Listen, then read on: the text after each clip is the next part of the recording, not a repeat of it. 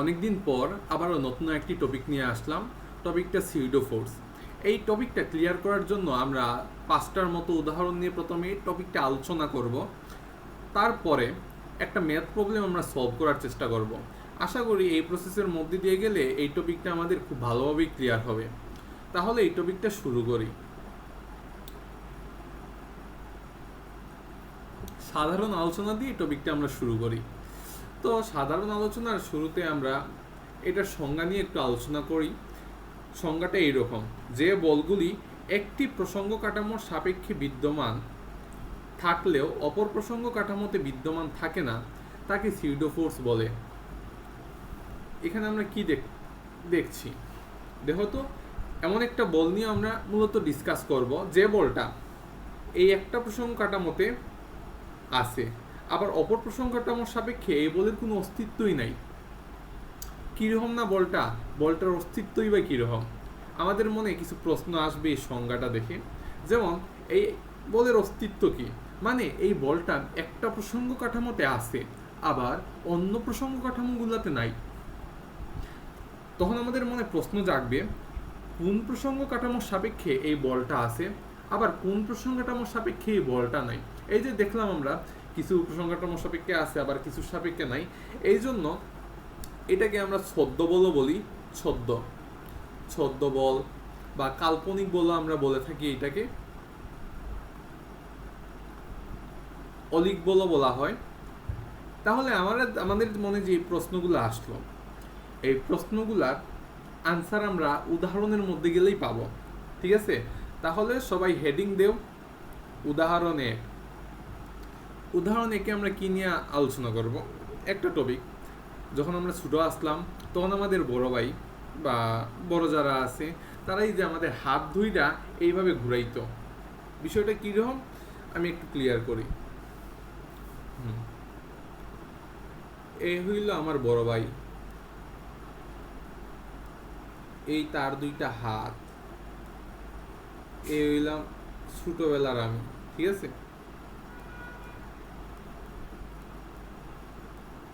হ্যাঁ, এই ধরছে আমারে, বুঝছো? তারপর কি করলো আমারে? এইদিকে ঘুরাইতেছে, হাত দুইটা এইভাবে ঘুরাইতেছে। তো বাইরে থেকে আমার আরেকটা ভাই বিষয়টা নোটিশ করলো।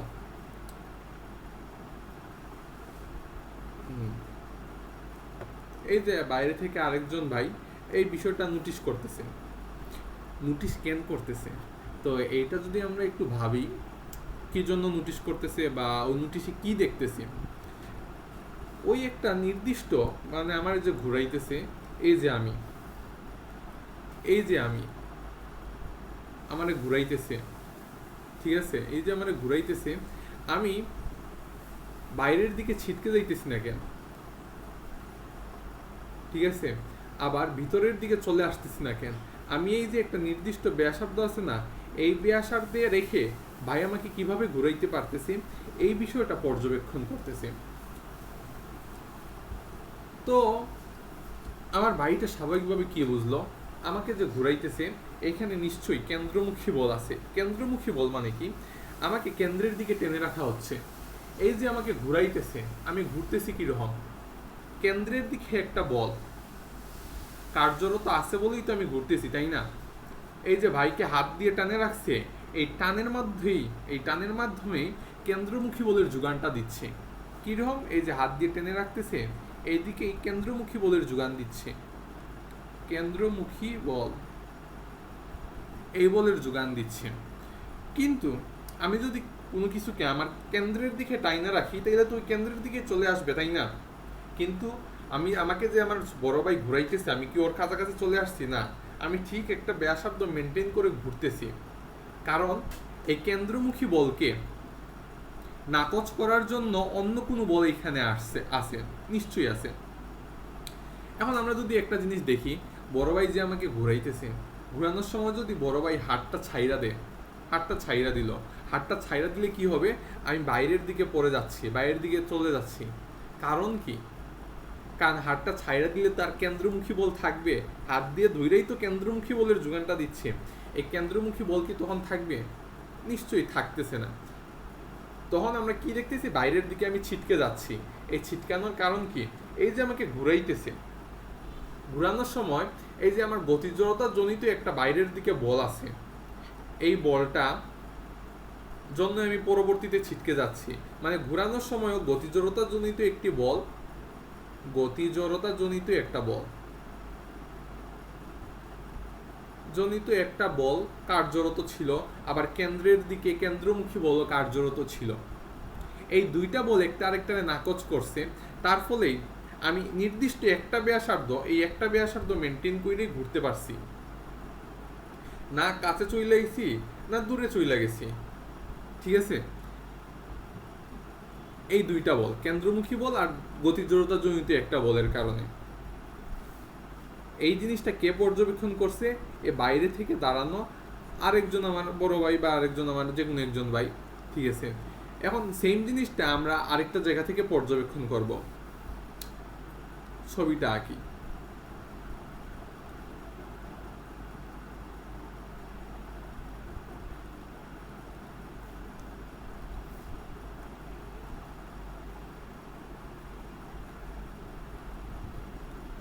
এখন পর্যবেক্ষণের দায়িত্ব দেওয়া হলো আমাকে, আর আমাকে কি করতেছে? বড় ভাই ঘুরাইতেছে।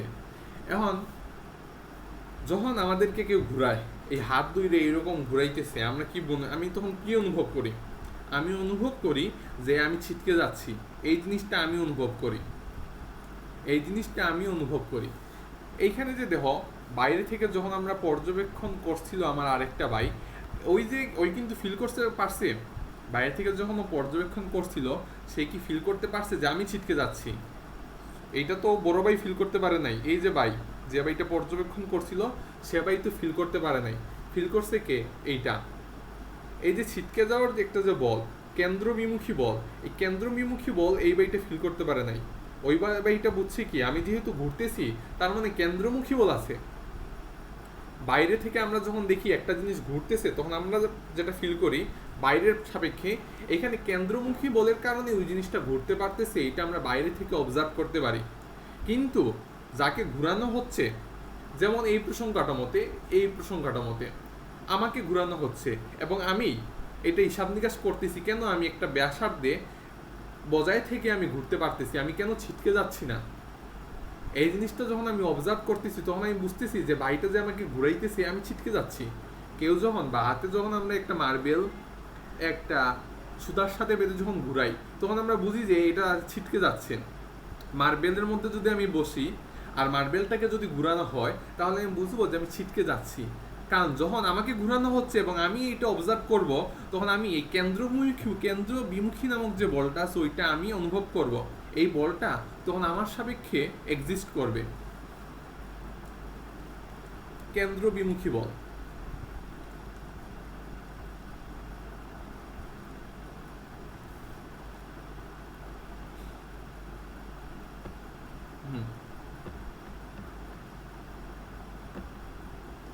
কেন্দ্রবিমুখী বল। আবার এই বলটাকে নাকচ করতেছে কি বল? হাত দিয়ে যে টেনে রাখছে আমার ভাই আমাকে, এই টান বল। এই দুইটা বল একটা আরেকটারে নাকচ করতেছে, কেন্দ্রবিমুখী বল আর টান বল। এইখানে আমি হাত দিয়ে টাইনে রাখছি, আমি টান বলটা অনুভব করতেছি, আবার আমি ছিটকে যাচ্ছি, কেন্দ্রবিমুখী বল অনুভব করতেছি। কিন্তু এই যে বাইরের প্রসঙ্গ কাঠামো, সে টান বল এইটা বুঝতেছে না, কি আছে কারে টাইনা রাখছে, এটা তো ওই রকম বুঝতেছে না। ওই জাস্ট বুঝতেছে যে কেন্দ্রমুখী বল আছে। আবার বাইরের দিকে ছিটকে যাচ্ছে গতিজড়তা জনিত একটা বলের কারণে। ঠিক আছে, ওর সাপেক্ষে এই দুইটা বল আছে। আবার এই যে আমি যখন পর্যবেক্ষণ করতেছি, আমার সাপেক্ষে এই দুইটা বল আছে।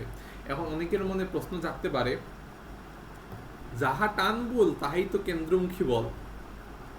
কথাটা শতভাগ সত্য না, শতভাগ ভুলও না। এই টান বল, এই যে টান বল, এই টান বলই কেন্দ্রমুখী বলের যোগান দেয়। টান বলই কেন্দ্রমুখী বল না, টান বলই কেন্দ্রমুখী বলের যোগান দেয়। আবার এই গতিজড়তা জনিত বল কেন্দ্র বিমুখী বলের যোগান দেয়। দুইটা বল একই না, একটা বল আরেকটার যোগান দিচ্ছে এবং দুইটা প্রসঙ্গ কাঠামোতে দুই ধরনের বল এক্সিস্ট করতেছে, দুইটা কিন্তু একই না। এখন এইখানে সিউডো ফোর্স কি? এই যে কেন্দ্র বিমুখী বল, এটা এখানে সিউডো ফোর্স।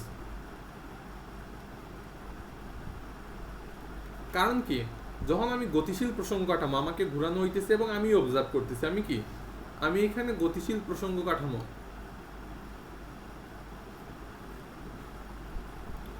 গতিশীল প্রসঙ্গ কাঠামো, আমি এখানে গতিশীল প্রসঙ্গ কাঠামো, যখন এই যে সিউডো ফোর্স কেন্দ্রবিমুখী বল, আমি গতিশীল বলে আমি এটা অনুভব করতে পারতেছি ছিটকে যাওয়ার যে একটা বল কেন্দ্রবিমুখী বল বাইরের দিকে, এই বলটা এই স্থির প্রসঙ্গ কাঠামোর সাপেক্ষে, যিনি স্থির প্রসঙ্গ কাঠামোতে আছেন উনি কিন্তু এই বলটা বুঝতেছেন না, ওনার সাপেক্ষে কিন্তু এই বল আবার নাই।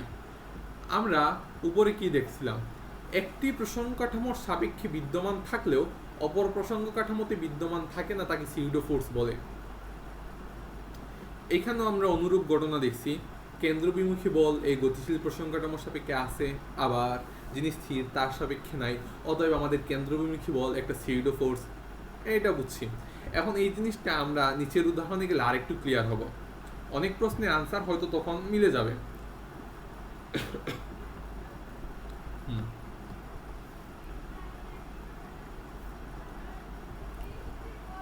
এখানে কি একটা চাকতি, এই একটা চাকতি, চাকতি ঘুরতেছে, চাকতি ঘুরতেছে, এই যে চাকতি, চাকতি যে ঘুরতেছে, কিন্তু এই বস্তুটাও চাকতির, এইখানে আমি বস্তুটা মনে করো আমার হাতটা একটা চাকতি, এইখানে রাখছি একটা বস্তু, এখানে একটা বস্তু রাখছি, চাকতি ঘুরতেছে, চাকতির সাথে বস্তুটাও একই ব্যাসার্ধ মেনটেন করে, একই অবস্থান মেনটেন করে ঘুরতেছে, ঘুরতেছে, ঠিক আছে। এখন বাইরে থেকে এই ঘটনা অবজার্ভ করার জন্য আমাকে দেয়া হইল, আমি কি অবজার্ভ করবো বলতো, আমি এখানে ভাববো যে বস্তুটা ছিটকে যাচ্ছে না কেন, এই যে বস্তুটা বাইরের দিকে ছিটকে যাচ্ছে না কেন, আবার অথবা এইটাও তো হইতে পারতো বস্তুটা কেন্দ্রের দিকে চলে আসলো, এই ঘটনাও হইতেছে না কেন, একই ব্যাসার্ধ মেনটেন করে বস্তুটাও চাকতির সাথে ঘুরতেছে।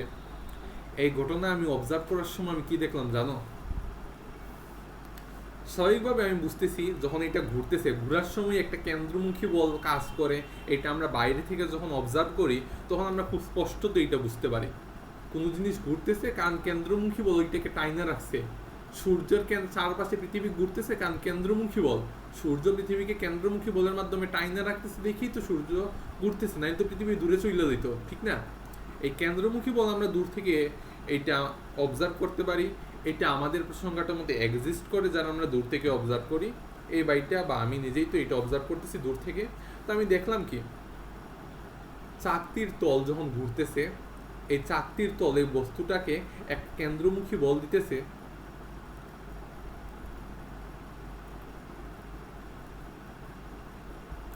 আবার তল যখন কেন্দ্রমুখী বল দিতেছে তখন এই যে তল, তল বিপরীত দিকে একটা ঘর্ষণ বল দিতেছে, এই দুইটা একটার একটা নাকচ কইরা দিতেছে, যার ফলে বস্তুটা একটা স্থির পয়েন্টই থাইকাই নির্দিষ্ট ব্যাসার্ধ মেনটেন করে চাকতির সাথে ঘুরতেছে। আবার আমরা এইখানে যদি দেখি এইখানে ঘুরানো হইতেছে, আমি এত সময় স্থির প্রসঙ্গ কাঠামো ছিলাম, কি ছিলাম, স্থির প্রসঙ্গ কাঠামো,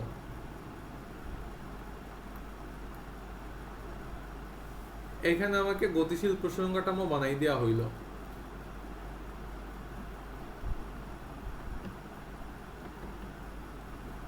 ওয়েট,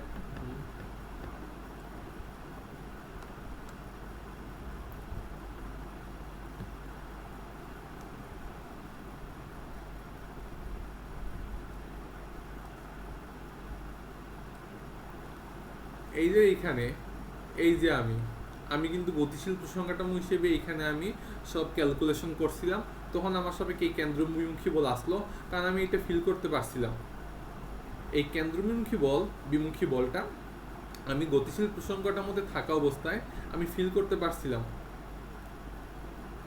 অনুরূপভাবে এইখানেও যখন আমাকে গতিশীল প্রসঙ্গ কাঠামো বানাই দেওয়া হলো, গতিশীল প্রসঙ্গ কাঠামো বানাই দেওয়া হলো এবং চাকতিটাকে যখন ঘুরানো হইতেছে তখন আমিও বুঝতেছি যে আমি ছিটকে যাচ্ছি, এই বলটা আমি অনুভব করতেছি, আমি এই বলটা অনুভব করতেছি, আমিও গতিশীল, আমার সাথে এই বাক্সটাও গতিশীল। অতএব বাক্সটাও বাইরে ছিটকে যাওয়ার বলটা অনুভব করতেছে, বা আমার সাপেক্ষে যখন কেন্দ্রবিমুখী বলটা আছে, আমিও বাক্সের সাথে তো গতিশীল না, বাক্সর জায়গায় আমাকে রাইখা দেওয়া হইলো, তখনও আমি কেন্দ্রবিমুখী বল অনুভব করব। আর আমার দেখো, এই চাকতির এইখানে আমি বাক্সটা রাখছি, বাক্সর উপর আমি আছি, বাক্সও ঘুরতেছে, আমিও ঘুরতেছি। আমি যে বল অনুভব করব, বাক্সটাও অনুরূপভাবে সেম বল অনুভব করবে। আমি ছিটকে যাওয়ার বলটা অনুভব করতেছি, বাক্সটাও ছিটকে যাওয়ার বল অনুভব করবে। কি যে এটা কেন্দ্রবিমুখী বল।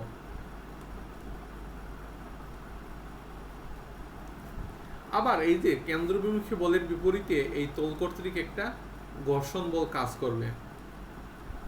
দুইটা একটা আরেকটারে নাকচ করে দিচ্ছে, ফলে বস্তুটা একটা নির্দিষ্ট জায়গায় স্থির থেকে চাকতির সাথে ঘুরতেছে। এখন আমরা অনেক সময় কি করি, কেন্দ্রমুখী বল আর কেন্দ্রবিমুখী বল এই দুইটার লব্ধি 0। কেন্দ্রমুখী বল ও কেন্দ্রবিমুখী বল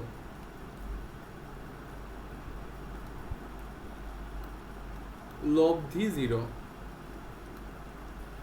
তাই এইটা নির্দিষ্ট জায়গায় স্থির থেকে ঘুরতেছে, ছিটকে যাচ্ছে না। আমরা অনেক সময় এইটা এক্সপ্লেন করি, কিন্তু এই ধরনের এক্সপ্লেনেশন আমাদের আসলে দেওয়া উচিত না। কারণ এই কেন্দ্রমুখী বল যিনি স্থির প্রসঙ্গ কাঠামো তার সাপেক্ষে আছে, আমি দূর থেকে একটা দূরের ঘটনা অবজার্ভ করতেছি, আমি দূর থেকে একটা দূরের ঘটনা অবজার্ভ করতেছি, তখন আমি কেন্দ্রমুখী বলটা আমি বুঝতেছি একটা জিনিস ঘুরতেছে, এইখানে একটা জিনিস ঘুরতেছে, তখন আমি ভাবলাম হ্যাঁ কেন্দ্রমুখী বল আছে বলে এই জিনিসটা ঘুরতেছে। আবার যখন আমি এই যে ঘুরতেছে, এই ঘূর্ণয়মান বস্তুর মাঝেই যদি আমি বসে পড়ি, এখানে যদি আমি থেকে এই ঘুরতেছে এই ঘূর্ণায়মান বস্তুর মধ্যে থেকে যদি আমি এটা পর্যবেক্ষণ করি, আমি বুঝবো যে আমি ছিটকে যাচ্ছি। তখন আমি কেন্দ্রবিমুখী বল অবজার্ভ করব, এইটা আমার প্রসঙ্গ কাঠামোর মধ্যে তখন এক্সিস্ট করবে। মানে এই দুই প্রসঙ্গ কাঠামোর বল, এবং আমরা সেই সব বলেরই লব্ধি করতে পারি যেগুলো একই প্রসঙ্গ কাঠামোর সাপেক্ষে এক্সিস্ট করে।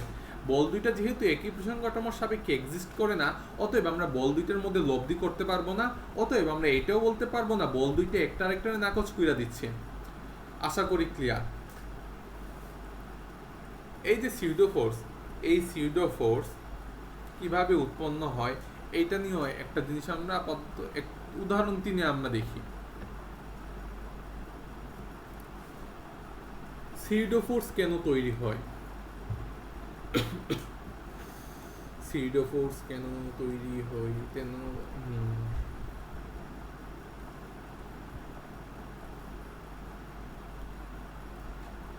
এই একটা গাড়ির উপর আবার আমারে দাঁড় করাইয়া দেওয়া হইল বিষয়টা বোঝার জন্য কিভাবে তৈরি হয়। ঠিক আছে, গাড়িটা যদি সামনের দিকে এতরণ নেয়, আমিও পিছনের দিকে এতরণে একটা ধাক্কা বল অনুভব করব। কারণ কি, কারণ গাড়িটি এত সময় নিশ্চয়ই স্থির ছিল বা সমবেগে গতিশীল ছিল, ঠিক না? তার মানে আমার দেহ স্থির বা সমবেগে থাকার একটা প্রবণতা ছিল, কিন্তু হঠাৎ করেই ত্বরণ নিছে, যার কিন্তু আমার যে একটা স্থিতিজড়তা ছিল, এই স্থিতিজড়তার জন্য আমি স্থিরই থাকতে চাইছিলাম। কি বলছি বুঝছো? এই যে মানুষটা স্থির ছিল, গাড়িটা ত্বরণ নিছে সামনের দিকে, কিন্তু এই মানুষটা তো তখন স্থির থাকতে চাইছিল, যে যেরকম থাকতে ছিল সে সেরকমই থাকতে চায়। আমরা এটা নিউটনের প্রথম সূত্রে পড়ছিলাম, ঠিক আছে? অতএব আমি যে স্থির থাকার যে একটা প্রবণতা, এই প্রবণতার কারণে আমি পিছন দিকে একটা ধাক্কা বল অনুভব করি। জিনিসটা আমি ক্লিয়ার করি। এই গাড়ি, এখানে আমার একটা স্টেপলার রাখলাম, ঠিক আছে? বিষয়টা ভালোভাবে নোটিস করো। এইটা স্থির ছিল, ঠিক? এটা স্থির ছিল না? এটা স্থির ছিল। আমি যখন এই জ্যামিতি বক্স বা এই গাড়িকে যখন আমি সামনের দিকে ত্বরণ দিছি, কিন্তু ইনি স্থির ছিল, এই কাটারটা স্থির ছিল, ওর স্থির থাকার একটা প্রবণতা ছিল, এই প্রবণতার কারণে ও পিছনের দিকে ঝুঁকে গেছিল। গাড়িটা এই দিকে যাওয়ার ফলে ওইটা এখানে স্থির থাকতে চাইছিল, ঠিক আছে? স্থিতিজড়তার জন্য স্থির থাকতে চাইছিল। এই প্রবণতার কারণে এই স্টেপলারটা সিউডো ফোর্স অনুভব করছে। কিরকম আমি বুঝাই?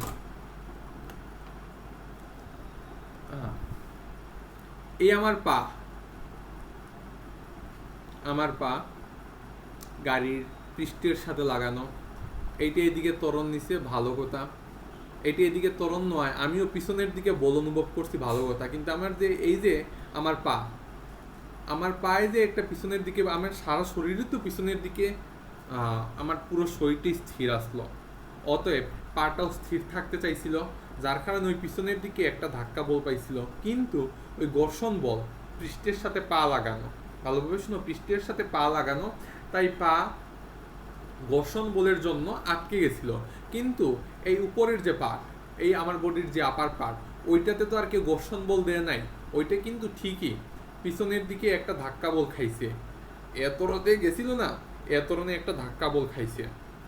গাড়িটা সামনের দিকে এতরণ নয়, আমার বডি পিছনের দিকে এতরণে একটা ধাক্কা বল খাইছে। কারণ কি, আমার বডি স্থির ছিল এবং আমার বডি স্থির থাকতেই চাইছিল। এই প্রবণতার কারণেই একটা বস্তু বা একটা সিস্টেম গতিশীল হলে ওই সিস্টেমের মধ্যে যারা আছে, সিস্টেমটা যদি সামনের দিকে এতরণে গতিশীল হয়, তাহলে সিস্টেমের মধ্যে যারা আছে তারা পিছনের দিকে এতরণে একটা ধাক্কা বল অনুভব করে। এটা কিন্তু আবার বাইরে যারা থাকে তাদের সাপেক্ষে এই বল এক্সিস্ট করে না। এইটা আমরা লিফটে যখন যাব, এটা আমি আর একটু ভালোভাবে এইটা আমি বুঝাইতে পারবো। আপাতত যতটুকু বুঝছো ততটুকু দিয়েই এই উদাহরণ 3টা আমরা শেষ করি। এইটা পরবর্তীতে আমি ক্লিয়ার করতেছি আরেকটু।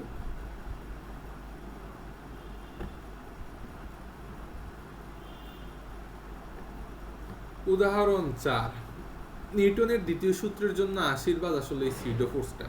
কথাটা শতভাগ সত্য। কিভাবে সত্য আমি বুঝাই। আগে নিউটনের দ্বিতীয় সূত্রটা আমরা একটু ক্লিয়ার হই। নিউটনের দ্বিতীয় সূত্রে ভর ইনটু নির্তরণ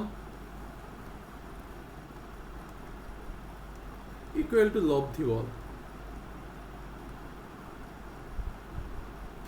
এইটা না, এখন আমরা বিষয়টা ক্লিয়ার করব। চলো আমরা ক্লিয়ার করি। এই জন্য আমরা লিফট আঁকবো।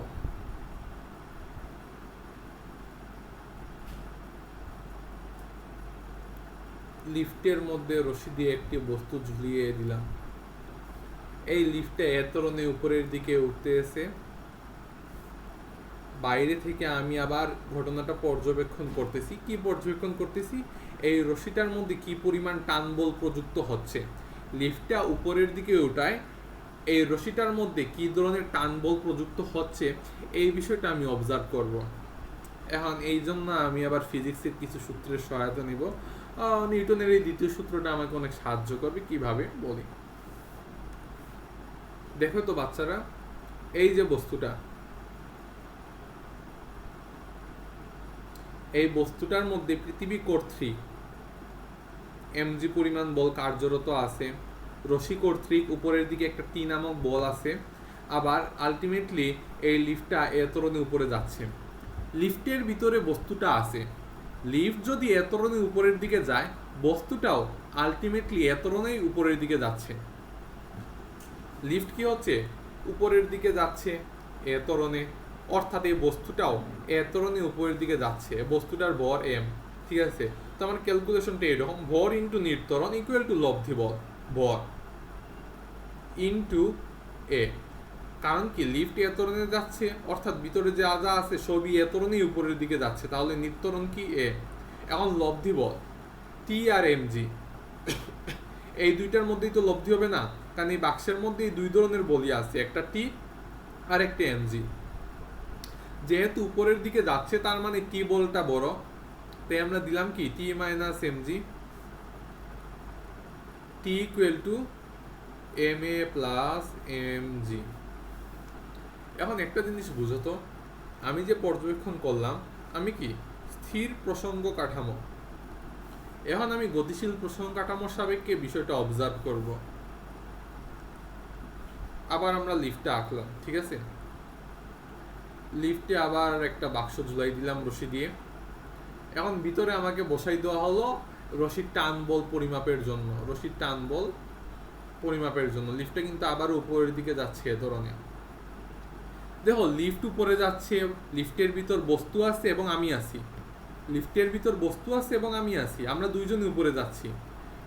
এই দুইটা হাত, আমার হাতটা হলো বস্তু আর এই হাতটা হলো আমি নিজে। বস্তু উপরে যাচ্ছে, আমি উপরে যাচ্ছি, একই সাথে বস্তু উপরে যাচ্ছে, আমিও উপরে যাচ্ছি। তাইলে এইটার সাপেক্ষে এইটার অবস্থান তো স্থির, দুইজনই একসাথে উপরে যাচ্ছে, একজন আরেকজনকে তো স্থিরই দেখবে, তাই না? তাই এই যে যখন ভিতরে আমি অবজার্ভ করতেছি আমার সাপেক্ষে ঘটনাটা কিরকম, আমার সাপেক্ষে তো এই বস্তুটা স্থির, এমজি পৃথিবী কর্তৃক একটা বল দিতেছি, এখানে এই জি বলটা জি ত্বরণ, এটা আমিও তো বুঝতেছি, তাই না? এই যে এমজি, এইটা বস্তুর উপর প্রযুক্ত হচ্ছে, রশ্মি কর্তৃক টান বলটাও বস্তুর উপর প্রযুক্ত হচ্ছে। তো আমার ইকুয়েশনটা কিরকম হবে? ভর, বস্তুটার ভর ইন্টু নির্তরণ, মানে আলটিমেটলি যে ত্বরণে বস্তুটা গতিশীল হচ্ছে, যেহেতু বস্তুটা আমার সাপেক্ষে স্থির, আমার সাপেক্ষে বস্তুটার নির্তরণ কি 0, লিফটও উপরে যাচ্ছে, আমিও উপরে যাচ্ছি, বস্তুটা উপরে যাচ্ছে, অর্থাৎ আমরা তিনজনের সাপেক্ষেই তিনজন স্থির, ঠিক আছে? তো আমার সাপেক্ষে আগে হিসাব নিকাশ করছিলাম স্থির প্রসঙ্গ কাঠামোর সাপেক্ষে, স্থির প্রসঙ্গ কাঠামোর সাপেক্ষে, এখন কিন্তু হিসাব করতেছি গতিশীল প্রসঙ্গ কাঠামোর সাপেক্ষে। তো এই গতিশীল প্রসঙ্গ কাঠামোর সাপেক্ষে যখন হিসাব করতেছি তখন বস্তুটা স্থির। এই দুইটা বলে লব্ধি T minus MG, T equal to MG. দেখো দুইভাবে হিসাব করছি, দুই ধরনের টান বল আমরা হিসাব কইরা পাইছি, কিন্তু রশি তো একই বল অনুভব করবে, তাই না? আমরা যেখান থেকে হিসাব নিকাশ করি না কেন রশি তো একই বল অনুভব করবে। এখানে দুই ধরনের বল অনুভব করার কারণটা কি? এই যে বললাম না, এইটা নিউটনের দ্বিতীয় সূত্রের জন্য আশীর্বাদ, এই যে সূত্রটা, এই সূত্রটা তো তার মানে ভুল, ভর ইন্টু নিউটন ইকুয়াল টু লব্ধি বল। আসলে এইটা ভুল না, এই যে সিউডো ফোর্স, এই কনসেপ্টটা আইসাই এইটা সব কিছু সমাধান কইরা দিছে। এই একটু আগে আমি বলছিলাম না, এটা উদাহরণ 4 গেলে ক্লিয়ার হইব, যখন আমি সামনের দিকে এতরণে যাচ্ছি তখন আমি পিছনের দিকে এতরণে একটা ধাক্কা বল অনুভব করব। এইখানে অনুরূপ ঘটনা ঘটছে, এইখানে দেখো এইখানে অনুরূপ ঘটনা ঘটছে। কি রকম? লিফট, চিত্রটা আমি আবার আঁকি, আঁকলে ভালো হয়।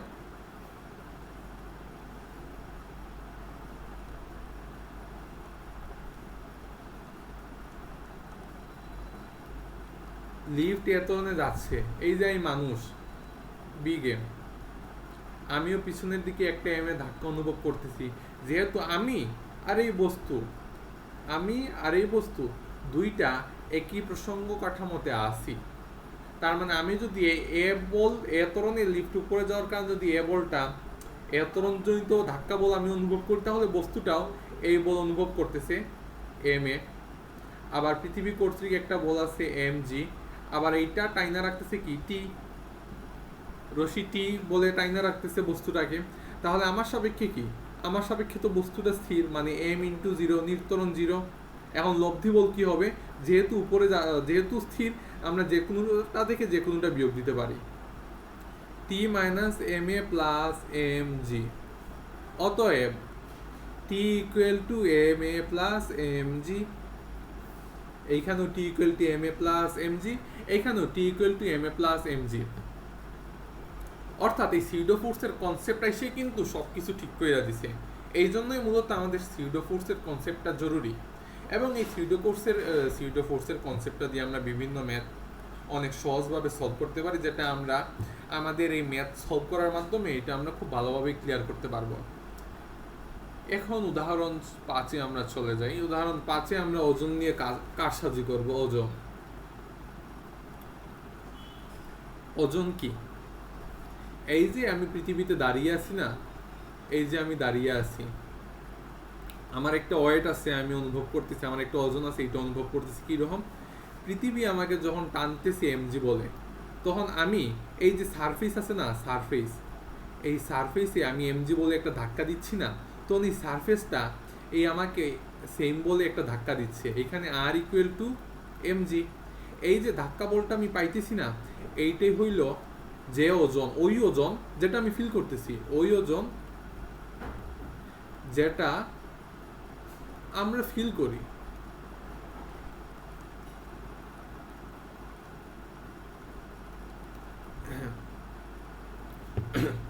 ঠিক আছে, এখন লিফটের ভিতর আমরা বিষয়টা একটু ক্লিয়ার করি, লিফটের বিষয় যখন থাকবো।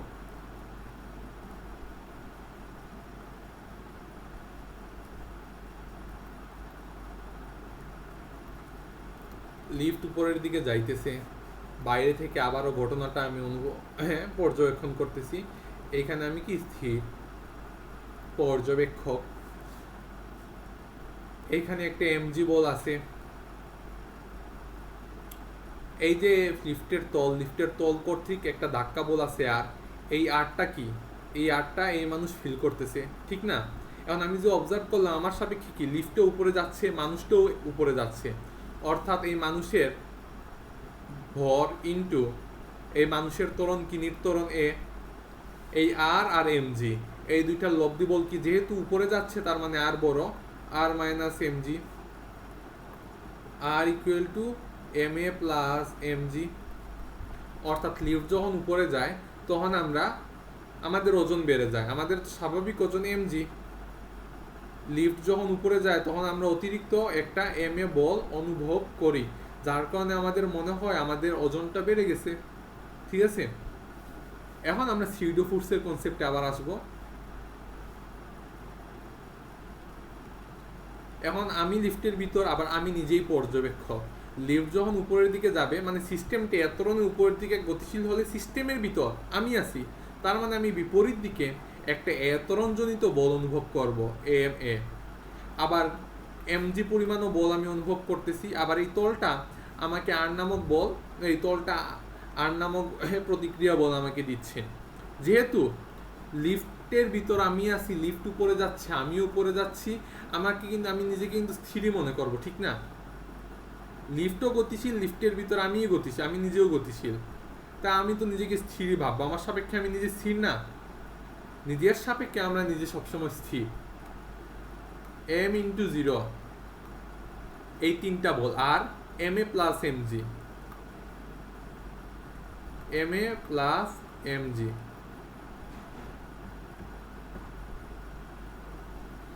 Equal to R equal to M A plus MG. দেখো একই জিনিস আসছে। এখন লিফট যদি এত ধরনের নিচের দিকে যায় তাহলে আমরা কি ধরনের হিসাব নিকাশ করব? এইটা তোমাদের এইচ ডাব্লিউ,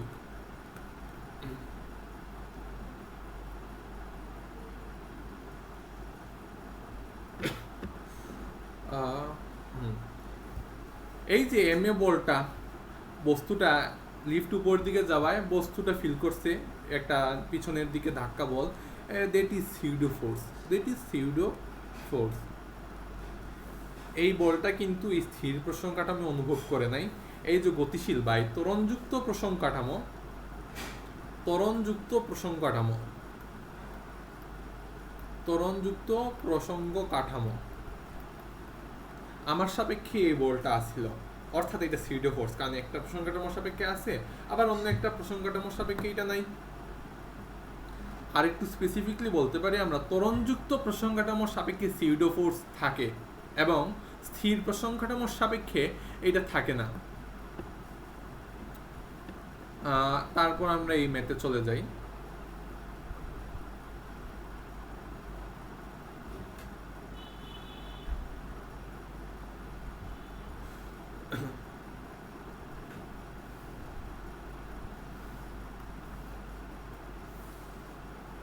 এই যে একটা সিস্টেম, এই সিস্টেমটা এত ধরনের গতিশীল, এই সিস্টেমের মধ্যে এই যে একটা বস্তু রাখা আছে, এই বস্তুটার বর 10 কেজি, এই যে অ্যাঙ্গেলটা 30 ডিগ্রি, এবং এই যে তল, এই তলদ্বয়ের ঘর্ষণ গুণাঙ্ক 0.5 দেওয়া আছে, তাহলে বস্তুটির ত্বরণ নির্ণয় করো। এখন এখানে একটা হট টিপস দেওয়া আছে। হিসাবের সুবিধার্থে যে বস্তুটির সমীকরণ বের করব তাকেই প্রসঙ্গ কাঠামো বিবেচনা করব। কারণ বস্তুটিকে প্রসঙ্গ কাঠামো ধরলে আমরা সিউডো ফোর্স অনুভব করতে পারি। একটু উপরে যাই, যখন আমি নিজেই গতিশীল, ঠিক আছে, নিজেই লিফটের ভিতর গতিশীল, তখন আমি যে এম এ এই সিউডো ফোর্সটা আমি অনুভব করতে পারছি, কিন্তু এই স্থির প্রসঙ্গ কাঠামোর সাপেক্ষে আমরা এইটা অনুভব করতে পারতেছি না, ঠিক আছে? তো এই সিউডো ফোর্স অনুভব কইরা ম্যাথটা করা কিন্তু খুবই ইজি, ঠিক আছে? এই জন্য আমরা এই বস্তুটার সাপেক্ষে আমরা সব ইকুয়েশন বের করব, যার ফলে আমাদের ম্যাথটাকে অনেক সহজ মনে হবে। তাহলে আমরা ম্যাথে ব্যাক করি, ঠিক আছে?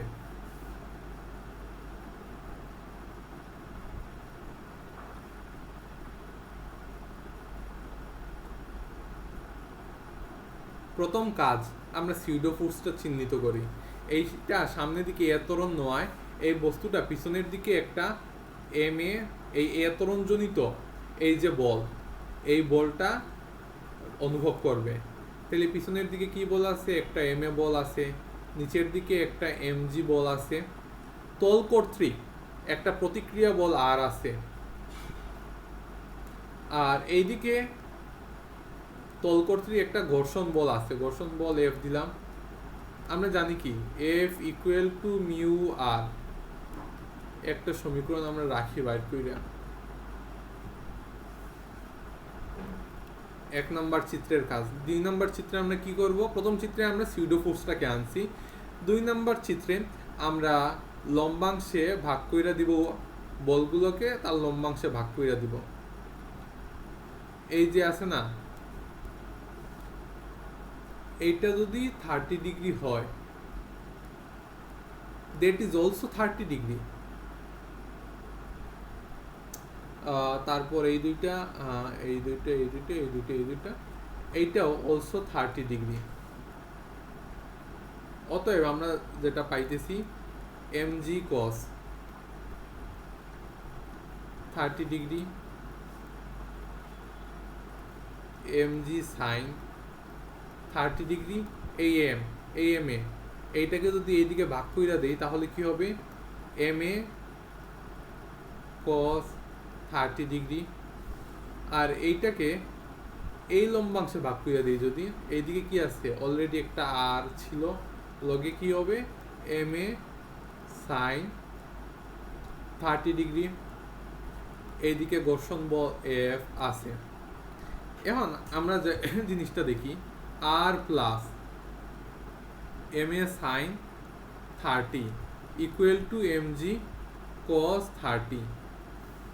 যদি এইটা হয় তাহলে এই বস্তুটা এই তলের মধ্যে থাকবে, বস্তুটা তলের মধ্যে থাকবে। কিভাবে? আমি আরেক লাইন গেলে এই বিষয়টা ক্লিয়ার হবে। M G cos 30 minus M A sine 30। এখন এই এম জি কস 30 যদি বড় হয় আর এম এ সাইন 30 যদি ছোট হয়, তার মানে কি? আর পজিটিভ, মানে বস্তুটাকে তোল প্রতিক্রিয়া বল দিতে পারছে। কিন্তু এই এম এ সাইন 30 যদি বড় হয়, এটা যদি বড় হয়ে যায়, এটা যদি বড় হয়ে যায়, তাহলে আর কি হয়ে যাবে? এটা নেগেটিভ হয়ে যাবে। তার মানে এই বস্তুটাকে তল প্রতিক্রিয়া দিতে পারছে না। কারণ কি? এই যে এর ত্বরণ আছে না, এর ত্বরণের জন্য বস্তুটা তল থেকে ছিটকে যাচ্ছে, ঠিক আছে? তল থেকে ছিটকে যাচ্ছে।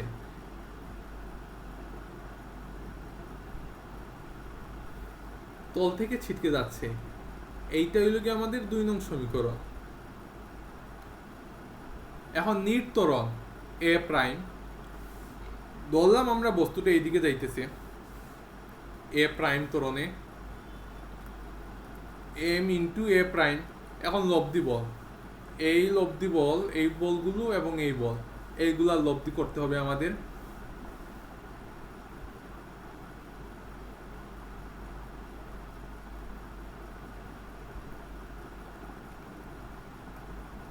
থার্টি প্লাস এম এ কস 30 মাইনাস এফ। এই এফটাকে আমরা কি লিখতে পারি? মিউ আর।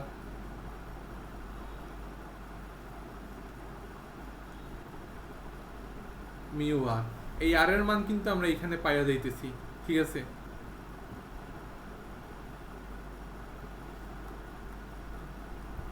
দেন আমরা এ প্রাইমের মানটা ক্যালকুলেশন কইরা বের কইরা দিব। এখন দেখো এ প্রাইম যদি 0 হয়, তার মানে এই দুইটা একটার একটারে নাকচ কইরা দিচ্ছে, যার কারণে এ প্রাইম 0। আর এ প্রাইম 0 তার মানে কি? তার মানে হয় বস্তুটা স্থির থাকবে, স্থির থাকলেও তো ত্বরণ 0, তাই না? আবার হয়তো বস্তুটা সমবেগে নিচের দিকে নামতেছে, এইটাও হইতে পারে।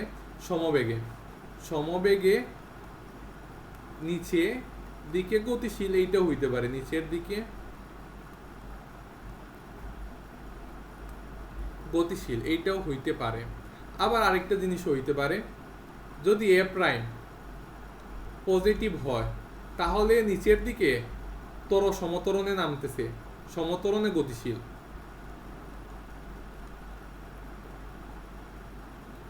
নিচের দিকে গতিশীল। আবার এ প্রাইম যদি নেগেটিভ হয়, হ্যাঁ নেগেটিভ কি কেমনে হইব, এই দুইটার যোগফল থেকে যদি এই মিউ আরটা বড় হয়ে যায়, যদি এটা বড় হয়ে যায় তাইলে এ প্রাইমটা নেগেটিভ হইব। তার মানে ঘর্ষণ বলের মানটা এতই বেশি যে এইগুলো নাকচ করতে পারবে না। অর্থাৎ ঘর্ষণ বল যদি বেশি হয় তাইলে বস্তুটা নিচে যেতে পারবে না, ঘর্ষণ বলের জন্য ওইখানেই আটকা থাকবে। তার মানে বস্তুটা তখন স্থির থাকবে।